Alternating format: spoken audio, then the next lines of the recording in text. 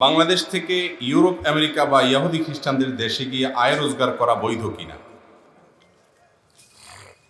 একজন মুসলমান অমুসলমান দেশে অমুসলমান সমাজে সেখানে যদি তিনি বিশেষ কোনো প্রয়োজনে যান, যেমন সেখান থেকে কোনো বিদ্যা অর্জন করতে গেছেন, কোনো জ্ঞান অর্জন করতে গেছেন, পড়াশোনা করতে গেছেন, কোনো ট্রেনিং প্রশিক্ষণের জন্য গেছেন, ব্যবসা বাণিজ্যের কাজে গেছেন, তাহলে সেটা নাজায়েজ নয়। সাহাবা একরাম এরকম বহু দেশে সফর করেছেন যেটা মুসলমানদের দেশ নয় প্রয়োজনে। কিন্তু যদি কেউ অমুসলিম প্রধান বা অমুসলিমদের কোনো দেশ, তাদের কোনো অঞ্চলে যায় স্থায়ীভাবে, সেখানে শুধু বসবাস করে একটু পনির মাখন খাওয়ার জন্য, একটু দিনটা ভালো চালানোর জন্য, তাহলে সেক্ষেত্রে এইটা নিয়ে পরিষ্কারভাবে নবী করিম সাল্লাল্লাহু আলাইহি সাল্লামের হাদিস রয়েছে যে এটা জায়েজ নয়। কারণ সেই পরিবেশে সে এবং তার পরিবার এবং বংশধর ঈমানের উপরে অটল অবিচল থাকতে পারবে না, এটা কঠিন হবে, প্রতিকূল পরিবেশ। সেজন্য তাহলে এখন কথা হলো, আমাদের হাজার হাজার লক্ষ লক্ষ ভাইয়েরা ইউরোপ আমেরিকাতে বসবাস করেন, বোনরা বসবাস করেন, তারা সবাই হারাম করছেন। তারা যদি স্থায়ীভাবে সেখানে বসবাস করেন তাহলে কয়েকটি শর্ত। নাম্বার 1, তাদের সেখানে বসবাসের উদ্দেশ্য হবে দাওয়া পেশ করা। যেমন সাহাবা একরাম বিভিন্ন এলাকায় চলে গেছেন, সেখান থেকে আর ফিরে আসেন নাই, জীবন কাটিয়ে দিয়েছেন। তাদের উদ্দেশ্য ছিল কি? ইসলামের দাওয়াত পেশ করা। কেউ যদি দায়ী হয়ে অমুসলিম প্রধান অঞ্চলে বসবাস করে স্থায়ীভাবে, তাহলে সেটা ঠিক আছে। সে শুধু একা নয়, তার গোটা পরিবার দায়ী হবে, দাওয়াতের কাজ করবে, অন্যদেরকে ইসলামের সৌন্দর্যের দিকে আহ্বান করবে, ইসলামের দূতের ভূমিকা সে পালন করবে, ইসলামের সৌন্দর্য সেখানে বিকাশ ঘটাবে, প্রকাশ ঘটাবে, আচরণ দিয়ে, আখলাক দিয়ে, আমল দিয়ে ইসলামটা কি মানুষকে বুঝাবে। দাওয়াতই যদি তার মূল মিশন হয়, তাহলে তার জন্য সেটি জায়েজ আছে ইনশাআল্লাহ। আর যেটি বলছিলাম যে সেখানে নির্দিষ্ট সময়ের জন্য বিশেষ কোনো দুনিয়াবি প্রয়োজনে তিনি গিয়েছেন, সেটাও জায়েজ আছে। নিজের ঈমান আমলকে রক্ষা করার চেষ্টা করবেন। যারা শুধুমাত্র একটু উন্নত লাইফ লিড করার জন্য কাফির মুশরিকদের জনপদগুলোতে গিয়ে পাড়ি জমাচ্ছেন, আপনাদের বলতে চাই, এই দুনিয়াতে উন্নত লাইফ লিড চিরকাল আমরা কেউ করতে পারবো? কয়দিন? সেটার বিনিময়ে যদি আমার বংশধারা থেকে ঈমান ইসলাম হারিয়ে যাওয়ার আশঙ্কা তৈরি হয়, আর যা হোক একজন মুসলমান হিসাবে আপনার জন্য এটা জায়েজ হতে পারে না। আমি একবার সিলেটের একজন ভাই, তার সাথে ঢাকাতে এয়ারপোর্টে দেখা, আমাকে জড়ায় ধরে তিনি হাওমা করে কেঁদে দিলেন, দিয়ে বললেন, হুজুর, আমার ছেলেটা 5 ওয়াক্ত নামাজি ছিল, খুব ভালো ছিল, দেখতে দেখতে হঠাৎ করে তার ভিতরে পরিবর্তন হতে হতে এমন একটা অবস্থা হয়ে গেল, সে এখন আর মুসলমান না, সে আল্লাহর প্রতি ঈমান নাই, বিশ্বাস নেই, সে নাস্তিক হয়ে গেছে। এবং তাকে বিষয়ে একটার বেশি 2টা কথা বললে সে বলে যে আমি বাসা থেকে চলে যাব, আমি সব কথা শুনতে চাই না। আমাদের একটাই ছেলে, বাবা মা এখন পাগল পড়া হয়ে গেছে। কত মহিলা যে পর্যন্ত ফোন করেন ইংল্যান্ড থেকে, আমেরিকা থেকে, বিভিন্ন দেশ থেকে, যে আমাদের সন্তানরা সেখানে গিয়ে তারা ঈমান হারা হয়ে গেছেন। একটা জেনারেশন কোনো মতে টিকানো যায়। আপনি নিজে টিকলেন, আল্লাহ টিকাইলো, আপনার স্ত্রী টিকলো, সন্তানগুলোকে হয়তো কোনো মতো আপনি টিকালেন, এরপরের জেনারেশন পর্যন্ত টিকানো কঠিন হয়ে যায়। এটা অভিজ্ঞতা দ্বারা প্রমাণিত। তারা আর টিকতে পারে না। চতুর্দিকে আগুন, চতুর্দিকে অবিশ্বাস, কুফর, নিফাক, নাস্তিক্যবাদ, শিরক, পুরো আয়োজন, ওর মধ্যে টিকাটা বড় কঠিন হয়ে যায়। বিশেষ করে মুসলমান জনপদ থেকে সেখানে পাড়ি জমা, যারা আগে থেকে সেখানে বসবাস করছেন, সেখানকার বাসিন্দা, তাদের জন্য এর চাইতে বেটার বিকল্প নাই, সেটা ভিন্ন বিষয়। কিন্তু আমি বলছি যে আপনি ঈমানের পরিবেশ থেকে সেখানে চলে গেলেন। অনেকে বলে, ভাই, আরে বাংলাদেশের চেয়ে সেখানে ইসলাম আরো ভালো পালন করা যায়। ঠিক আছে, ইসলাম ভালো পালন করা যায়, কিন্তু আপনার ছেলে মেয়ে, তাদের পড়াশোনা, তাদের সেট আপ, তাদের ভবিষ্যৎ, তাদের যে সার্কেল, এটার আপনি কি করবেন? হ্যাঁ, আলহামদুলিল্লাহ আমাদের অনেক ভাইরা আছেন যে অনেক পশ্চিমা দুনিয়ার অনেক দেশে তারা গিয়ে সেখানে দাওয়াতি কাজ করেছেন, ওলামা একরাম গিয়েছেন, সেখানে মুসলমানদের সংখ্যা আস্তে আস্তে বাড়তে বাড়তে নিজেদের আলাদা কমিউনিটি তৈরি হয়েছে, স্কুল হয়েছে, মাদ্রাসা হয়েছে, সেখানে ঈমান আমল হেফাজত করার একটা পরিবেশ হয়ে গেছে। মাশাআল্লাহ, এরকম যদি নিরাপদ হয়ে যায়, নিজস্ব বলয় তৈরি হয়, তারা বরং একটা দাওয়াতি বুথ আপনার এলাকা গড়ে তোলে, আলহামদুলিল্লাহ সেটা বরং সওয়াবের কারণ হবে। কথা কি বুঝাতে পারছি? এই জন্য উদ্দেশ্যটা কি সেটা দেখতে হবে, আর কর্মপন্থা কি সেটা দেখতে হবে। যদি উদ্দেশ্য সঠিক থাকে, কর্মপন্থা গলত না থাকে, তাহলে এটি জায়েজ হতে পারে, বরং আপনি সেখানে স্যাক্রিফাইস করছেন, দাওয়াতের কাজ করছেন, এটার কারণে সওয়াব পেতে পারেন। শুধুমাত্র দুনিয়াবি উদ্দেশ্যে মুসলমানের জীবনে তো ঠুনকো নয় ভাই, যে সামান্য একটু ভালো খাওয়ার জন্য, ভালো থাকার জন্য সব ফেলে চলে গেলেন, অন্য সব কিছু বাদ দেন। আমি প্রায় বলি ভাই, নিজের দেশে আপনজন, প্রিয়জন, দেশের মাটি, দেশের মানুষ যত খারাপ হোক, যত সমস্যা হোক, এই সব ফেলে রেখে আপনি চিরকালের জন্য সেখানে চলে যাবেন, বাড়ি গাড়ি জমি জমা সব বিক্রি করে। কেন? সেখানে একটু ভালো থাকতে পারবেন। আমি সবাইকে বলছি না, আমাদের এক শ্রেণীর ভাইরা আছে, তাদের এই আচরণটা আমার কাছে স্বার্থপরের আচরণ মনে হয়। আছে না? না এরকম? আল্লাহ তাআলা আমাদেরকে সঠিকটার উপর আমল করার তৌফিক দান করুন। তাহলে দাওয়াতের উদ্দেশ্যে আমরা থাকব, দুনিয়াবি বিশেষ প্রয়োজনে আমরা যাব। কিন্তু অনেকে আছে কাফির মুশরিকদের প্রতি ভালোবাসা, যে ওদেরকে আমার অনেক ভালো লাগে, ওদের হয়তো অনেক দিক ভালো আছে। দেখেন, দুনিয়াতে অনেক ফিতনা আছে, ফিতনা কিয়ামতের আগে বহুত ফিতনা আসবে। ফিতনা বুঝেন? ধোঁয়াশা, বিভ্রান্তি। এটা দেখে আপনি বিভ্রান্তিতে পড়ে যাবেন যে কোন দিকে যাবেন। অনেক সময় দেখবেন একটা লোকের ভিতরে আল্লাহর প্রতি ঈমান নাই, আখিরাতের প্রতি ঈমান নাই, কিন্তু লোকটার লেনদেন, কাজ কারবার এত সুন্দর, আপনার ভিতরে ওয়াসওয়াসা চলে আসে, মুসলমান ভালো না মুসলমান ভালো। দেখছেন না ইবলিসে কি করে? বিভ্রান্তি, ফিতনা, এটা একটা ধোঁয়াশা। আরে যে রবেরই স্বীকৃতি দেয় না, ও তো নিমক হারাম। যে তার সৃষ্টিকর্তার প্রতি ঈমান আনে না, সে কি নিমক হালাল? সৃষ্টিকর্তার যে স্বীকৃতি দেয় না, তার কিসের আর মানবতা, কিসের আর কি? আল্লাহ তাআলা ফিতনা সংকলে সময় আমাদেরকে ফিতনা থেকে বেঁচে থাকার তৌফিক দান করুন। এরপরে প্রশ্ন, জীবনে অনেকের গীবত করেছি, কিন্তু যাদের গীবত করেছি সবার নাম মনে নাই, এখন ক্ষমা চাইব কিভাবে? যাদের গীবত করে ফেলেছেন তাদের সবার কাছে ক্ষমা চাইতে হবে, যে এমন কোনো বাধ্যবাধকতা নেই, এমন কোনো বাধ্যবাধকতা নেই। তবে যদি ক্ষমা চাওয়ার সুযোগ থাকে সেটা চাওয়া উচিত, কারণ এটা বান্দার হক। অনেকে আছে তাদের কাছে যায় ক্ষমা চাইতে গেলে আরো ভেজাল বাড়বে, আছে না নাই? যদি যায় বলেন, ভাই আমি কালকে একটা গীবত করছিলাম, আপনার মাফ করে দিয়ে। গীবত মানে আপনার পিছনে আপনার একটা দুর্নাম বলছিলাম, সাথে সাথে বলবো কি বলছিলে আগে সেটা বল। ঠিক না বেঠিক? না বললে এবার পিড়াপিড়ি, এতক্ষণ তো ভালোই ছিল, এবার শুরু হবে অস্থিরতা, গন্ডগোল। আর বলার পরে ইউক্রেন রাশিয়া যুদ্ধ বাঁধলেও বেঁধে যেতে পারে। তো এরকম আশঙ্কা থাকলে যায় তার কাছে মাপ চাওয়ার দরকার নেই। তাহলে কি করবেন? নাম্বার 1, নিজে যেটা করেছেন গীবত, এটার জন্য আল্লাহর কাছে মাপ চাইবেন, লজ্জিত হয়ে, অনুতপ্ত হয়ে। কারোর পেছনে সমালোচনা করা এটা খারাপ গুণ, নিকৃষ্ট গুণ, গুনাহ, কবিরা গুনাহ, মৃত ভাইয়ের গোশত খাওয়ার মতো, মরা মানুষের গোশত খাওয়ার মতো। আমি এই কাজটা করে ফেলেছি, আল্লাহ আপনি আমাকে মাফ করে দেন, আমি আর কারোর পেছনে তার সমালোচনা করব না। যদি কারো কোনো ত্রুটি বলতে হয় সামনে বলবো, পেছনে কোনো সমালোচনা করবো, পিছনে ভালোটা বলবো, পিছনে ভালোটা বলবো, পিছনে খারাপটা বলবো না কারো। এটা আল্লাহর কাছে তওবা করবেন। 1 নাম্বার 2, যার গীবত করে ফেলেছেন যদি মাপ চাওয়ার মতো সুযোগ থাকে তাহলে মাপ চাইবেন। যদি সে মনে কিছু না করে যে ভাই অনেক গীবত শেখা দিয়েছে, মাফ করে দিয়েন, যদি সে ব্যাপারে না করে, ঝামেলা না করে, এরকম মনে হয় মাপ চাইবেন। যদি ঝামেলা হবে মনে হয়, মাপ চাইবেন না। চাইতে গেলে আর ঝামেলা হলে তার জন্য আল্লাহর কাছে দোয়া করবেন, আল্লাহ আমি অমুকের গীবত করছিলাম, আল্লাহ তুমি তাকে মাফ করে দিও, তার প্রতি রহম করে, তার জন্য দোয়া করবেন। গীবতের কাফারা স্বরূপ তার দুর্নাম করেছেন, এখন তার জন্য কি করে দিবেন? দোয়া করে দিবেন। এবং যাদের কাছে তার দুর্নাম করছেন, যে মজলিসে দুর্নাম করছেন, ওই মজলিসে ওই ব্যক্তির ভালো গুণগুলো আবার বলে দিবেন, প্রশংসা করে দিবেন, ক্ষতিপূরণ।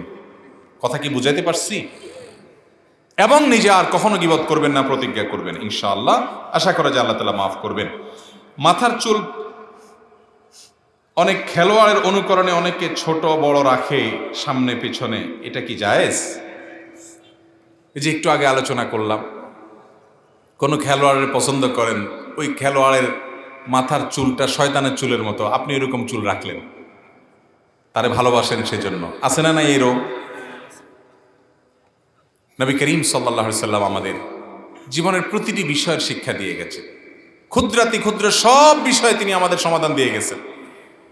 হাদিসে পরিষ্কারভাবে নবী করিম সাল্লাল্লাহু আলাইহি সাল্লাম কাজা এর ব্যাপারে নিষেধাজ্ঞা আরোপ করেছেন। কাজা কাকে বলা হয়? মাথার চুল এক পাশে চাঁচছেন, আরেক পাশে রাখছেন, আছে না এরকম কিছু? এখান থেকে একটু আছে, এখান থেকে নাই, এখান থেকে আবার লম্বা, ওখানে একেবারে নাই, এরকম বান্দ্রামো মার্কা চুল আছে না নাই? এটাকে কাজা বলা হয়েছে। এইরকম চুল রাখা নিষেধ। চুলের ক্ষেত্রে সুন্নাহ হলো আপনি লম্বা করবেন কাঁধ পর্যন্ত মাঝ পর্যন্ত, অথবা পুরা মাথার চুল ছোট করবেন, একটু এদিক সেদিক হলে অসুবিধা নাই। কিন্তু একেবারে এই মাথার তুলিতে রাখলেন একটু চুল আর দোনো দিকে চাইছে ফেললেন, আছে না? দেখতে বান্দর বান্দর ভাব লাগে। এটাকে কাজা বলা হয়েছে, হাদিসে নিষেধ, এগুলো করা যাবে না। অতএব কোন অমুসলিম, কোন কাফিরের মহব্বতে যদি এটা করেন তাহলে এটা হবেই না। ভাই আমার আরো 1 ঘন্টা লাগবে, কি 10 মিনিট? কি ভাই, মাত্র 11:25 বাজে, আমার তো প্রশ্ন সব রয়ে গেছে। গাড়ি 12:30। হাই হাই, তাইলে কেমনে কি করা? যে ব্যক্তি 5 ওয়াক্ত নামাজ পড়ে না, শুধু জুমার নামাজ পড়ে, তার এই নামাজ কি উপকারে আসবে? নামাজ কি তাকে জাহান্নাম হতে বাঁচাতে পারে? নামাজ কি শুধু 5 ওয়াক্ত পড়লে হবে, না জুমা পড়লে হবে, না 5 ওয়াক্ত পড়া লাগবে?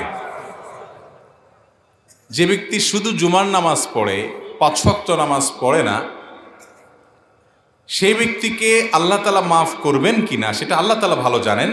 কিন্তু সে ব্যক্তি কখনো খাঁটি মুসলমান তো দূরের কথা, মুসলমান হওয়ার মৌলিক শর্তই সে পূরণ করে নেই। কারণ যে নামাজ পড়ে না 5 ওয়াক্ত নামাজ যে পড়ে না, লা হাজ্জা ফিল ইসলাম লিমান তারাকাস সালাহ, তার ইসলামে কোনো অংশই নেই,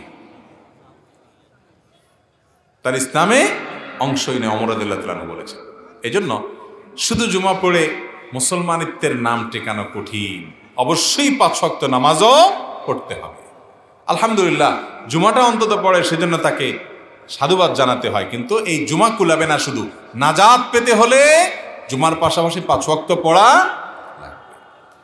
আমাদের নবী শেষ নবী কেন? আমাদের নবীর আগে বা পরে শেষ নবী হলো না কেন? আমাদের নবীকে কেন আল্লাহ তাআলা শেষে রেখেছেন? তিনি আর একটু আগে বা তারপরে আর কেউ কেন হলো না? কারণ হলো, নবী করিম সাল্লাল্লাহু আলাইহি সাল্লাম তিনি এটার কারণ ব্যাখ্যা করেছেন। তিনি ওয়ালে ইট রেখেছেন, একটার পর একটা রেখে শেষ ইট রেখে বলেছেন এটা হলো শেষ ইট। তার নিজেকে তিনি ইঙ্গিত করে বলেছেন তিনি হলেন শেষ নবী। এটা দিয়ে পূর্ণতা আল্লাহ তাআলা দিয়েছেন যে নবুয়তের ধারা আসছে। কথার কথা, একটা ওয়াল আপনি বানাচ্ছেন, একটা ওয়ালে একটা ইট রাখছেন, আরেকটা রাখছেন, এভাবে রাখতে ওয়ালটা পূর্ণাঙ্গ হওয়ার জন্য লাস্টের যে ইটটা, ওইটাতে পুরো ওয়ালকে পরিপূর্ণ করে দেয়। আমাদের নবীজি সাল্লাল্লাহু আলাইহি সাল্লাম যেহেতু শ্রেষ্ঠ, সকল নবীদের সর্দার, খাতামুল আম্বিয়া বা শেষ ইট, শেষ নবী হিসেবে ওনাকে দিয়ে আল্লাহ তাআলা পূর্ণতা করেছেন। সবচেয়ে বড় মেহমান, সবচেয়ে বড় অতিথি, সবচেয়ে বড় আকর্ষণ, সবচেয়ে মূল্যবান জিনিসটা শেষেই থাকে, ঠিক না ভাই? ঠিক। এই জন্য আল্লাহ তাআলা তার নবীকে, তার রাসূল, তার হাবিব সাল্লাল্লাহু আলাইহি সাল্লামকে সবার শেষে পাঠিয়েছেন।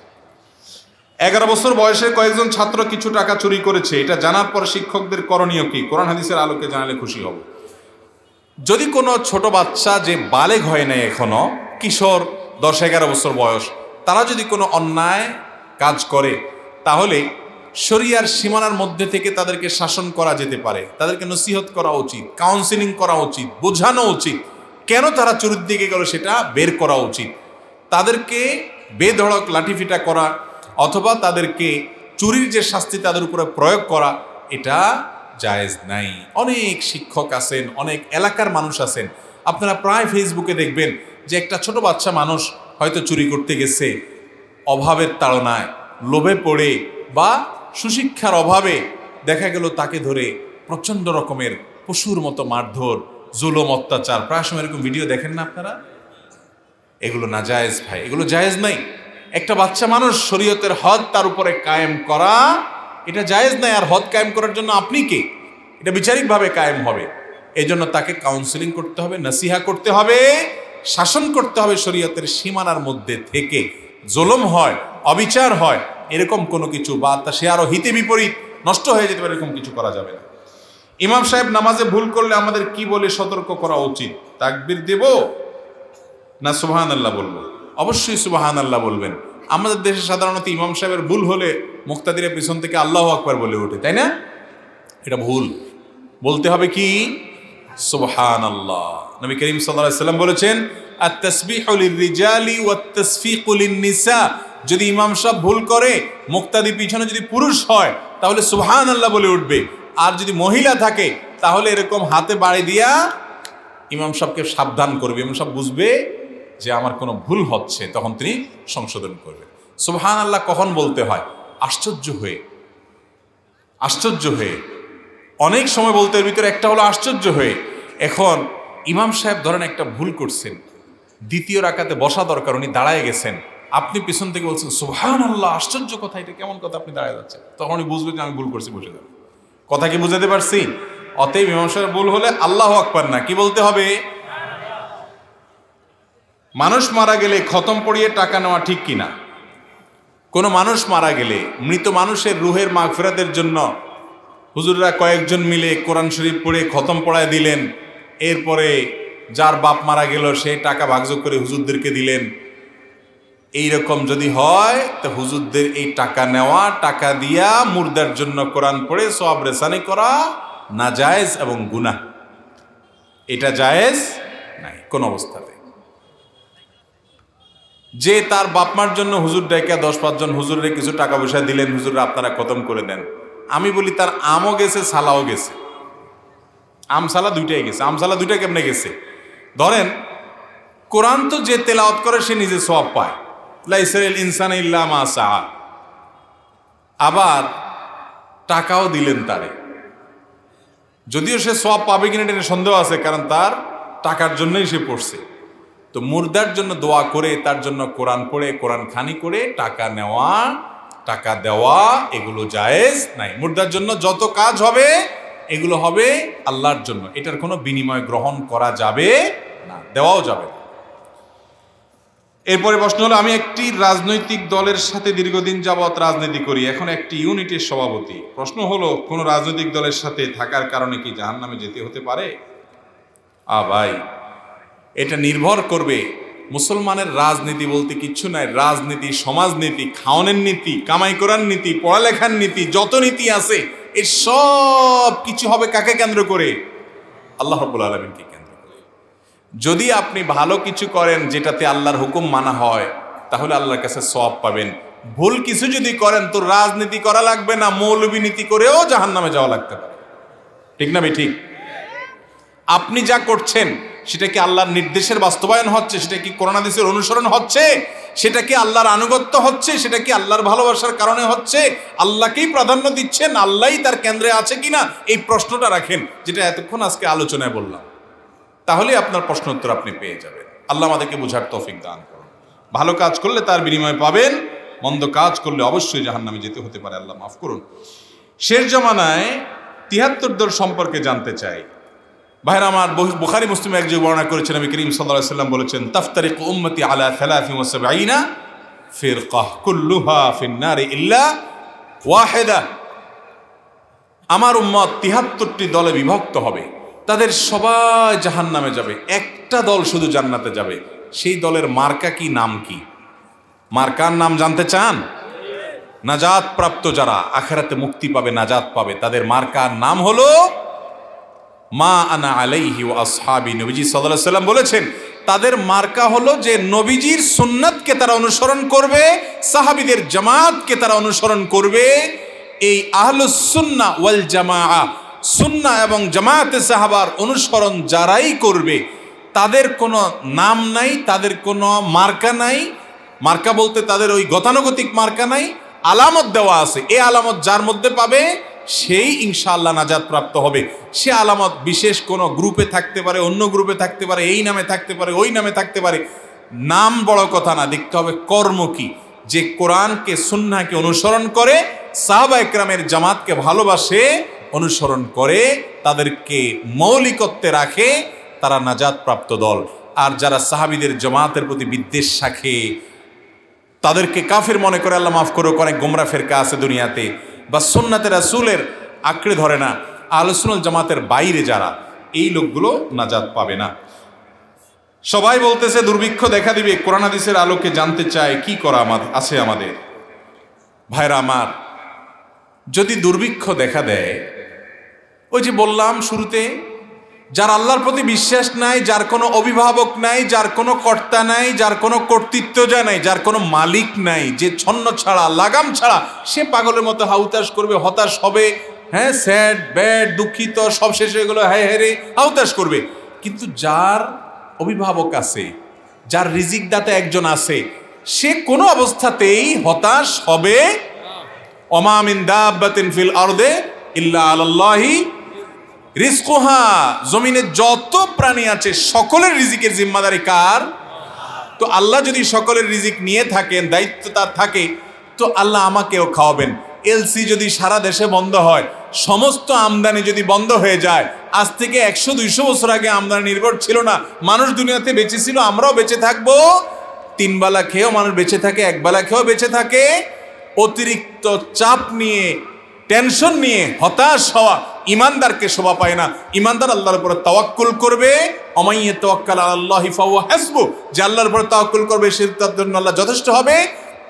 অপচয় অপব্যয় করবে না এবং হালাল উপার্জন করার চেষ্টা করবে, চাষাবাদ করবে, বরকত লাভ করার জন্য আল্লাহর কাছে দোয়া করবে। আমাদের নবীজি সাল্লাল্লাহু আলাইহি সাল্লাম 3 বছর শিয়াবে আবি তালেবের মধ্যে তার বংশের পরিবারের লোকদেরকে সহকারে দানা পানি খাবার সবকিছু ছাড়া ছিলেন, অসহায় অবস্থায়, কঠিন অবস্থায়। মদিনাতে সাহাবা একরাম অভাবে অনটনে কষ্ট করেছেন। অতএব যদি কষ্ট আল্লাহ না করুন আসে, তো আসতেই পারে, আমি সব সময় শুধুমাত্র ভালো হালাত থেকে আল্লাহর শুকরিয়া আদায় করব, খারাপ হলে তাহলে আসলে আল্লাহর প্রতি ইমান হারা হয়ে যাব, সবর করব না, এটা ইমানদারকে কখনো মানায় না। এই জন্য হতাশ বেঈমান হতে পারে, মুসলমান কখনো হতাশ হতে ওয়ালা ইয়াইআস মির রাউহিল্লাহি ইল্লাল কওমুল কাফিরুন, আল্লাহর রহমত থেকে কাফির ছাড়া কেউ নিরাশ হতে পারে না। লা তাকনাতু মির রাহমাতিল্লাহ, আল্লাহর রহমত থেকে নিরাশ হয়ো না। দুনিয়া গোল্লা যাবে, ধ্বংস হয়ে যাবে, এর জন্য পাগল পড়া হয়ে অস্থির হয়ে যাবে বেঈমানে। ইমানদার করণীয় যা যৌক্তিক করণে সে পদক্ষেপ নিবে, হিসেব নিকেশ করবে, ঠান্ডা মাথা চলবে, অপচয় হবে সবসময় করবে না, যাতে করে বিপদের পড়া না লাগে, এবং আল্লাহর প্রতি তাওয়াক্কুল রাখবে। টয়লেটে বসে বসে পানি যদি বেশি ব্যবহার করেন, একদিন দেখবেন যে টয়লেট করার পরে পানি নাই লাইনে। কথা কি বুঝাতে পারছি?